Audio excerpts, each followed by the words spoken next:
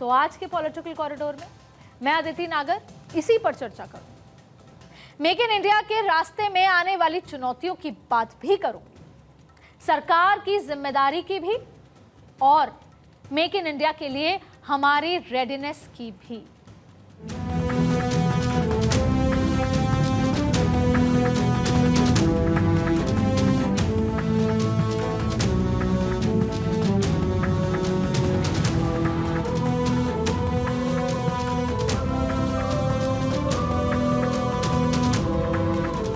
The spinning wheel represents to me the hope of the masses.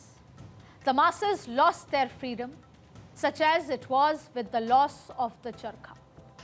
The charkha supplemented the agriculture of the villagers and gave it dignity. It was the friend and the solace of the widows. It kept the villagers from idleness. Gandhi ji की लिखी इन बातों में चरखा सिर्फ एक शब्द नहीं है, ये चुनौतियों से लड़ने का हथियार भी है और मुश्किलों से जीत जाने का भरोसा भी। बापू को ये भरोसा स्वदेशी में मिला और अब हरिजन में लिखे बापू के इस लेख के 85 साल बाद जब ट्रंप टैरिफ भारत की अर्थव्यवस्था को डगमगाने की कोशिश कर रहे हैं, तब भी वही स्वदेशी उम्मीद बनकर इस जंग में भारत की जीत का ब्रह्मास्त्र बनने जा रहा है। भारत के लिए यह आपदा में अवसर की तरह है और मोदी सरकार स्वदेशी से समृद्ध का आधार मजबूत करने की जुगत लगा रही है। पर आपदा को अवसर में बदलने का रास्ता कभी आसान नहीं होता। तो मेक इन इंडिया के इस नारे को पूरा करने के लिए सरकार को भी जोर लगाना पड़ेगा, तो वहीं आपको और हमको भी, क्योंकि ट्रंप का टैरिफ भारत के लिए एक बड़ी आपदा की तरह है।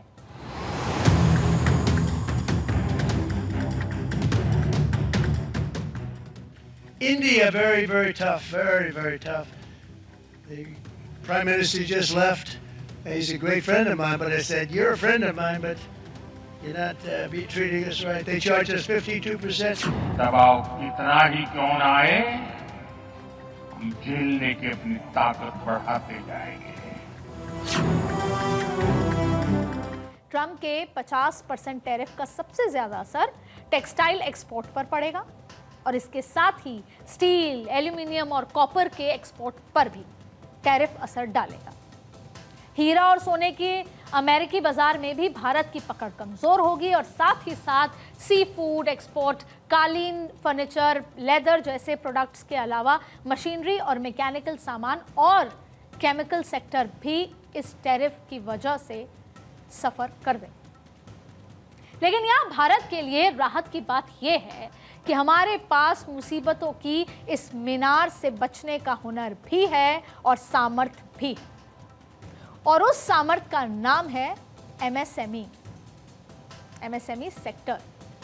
भारत में मौजूद micro, small and medium enterprise Bharat की वो ताकत है जो हिंदुस्तान के स्वदेशी मिशन को मजबूती देने में पूर्ण तरह से सक्षम है। स्वदेशी उत्पाद के लिए एमएसएमई के सेक्टर कितना बड़ा बूस्टर बन सकता है, इसका अंदाजा कुछ इन आंकड़ों के साथ लगा सकते हैं, उसे समझते हैं। इस वक्त देश में एमएसएमई की कुल 6 करोड़ 75 लाख इकाइयां हैं, जिसमें 6 करोड़ 70 लाख के साथ माइक्रो इकाइयों की संख्या सबसे ज्यादा है। मीडियम 4 लाख हजार और स्मॉल सेक्टर में 35,000 से ज्यादा इकाइयां, जो 29 करोड़ 40 लाख से ज्यादा लोगों को रोजगार दे रही है। यानी भारत का एमएसएमई वो सेक्टर है जो स्वदेशी सामान को नई पहचान दिला सकता है। तेजी से बढ़ती इस इंडस्ट्री का विकसित होता जो भारत में अपना बहुत बड़ा योगदान है, जो हम अक्सर बात करते हैं कि भारत किस लिहाज से सीढ़ियां पायदान पर पायदान बढ़ रहा है, बहुत बड़ा फैक्टर एमएसएमई इंडस्ट्रीज है। अब जैसे 2022-23 की जीडीपी में एमएसएमई सेक्टर ने 30% से ज्यादा योगदान दिया। 23-24 में भारत ने जितना एक्सपोर्ट किया उसमें 45% योगदान एमएसएमई का था, और खेती के बाद सबसे ज्यादा रोजगार भी एमएसएमई सेक्टर में जनरेट हो रहे हैं, और मैन्युफैक्चरिंग आउटपुट में 36% योगदान भी एमएसएमई सेक्टर देता है। ये मैं आपको रोड मैप और रास्ता बता रही हूं, बस हमको तो थोड़ा पुश करना है। यानी भारत को अगर स्वदेशी का जो मंत्र है वो आगे बढ़ाना है तो एमएसएमई ही वो रास्ता है जिस पर गुजरकर आपको चलना होगा, जिस पर चलकर ही हम वो हासिल कर सकते हैं। लेकिन यहां इस बात का ध्यान रखना भी बहुत जरूरी है कि देश में दूसरे नंबर पर सबसे ज्यादा रोजगार देने वाला एमएसएमई सेक्टर की अपनी चुनौतियां भी हैं और उन चुनौतियों को दूर करना ही इस आपदा में असल अवसर बन सकता है।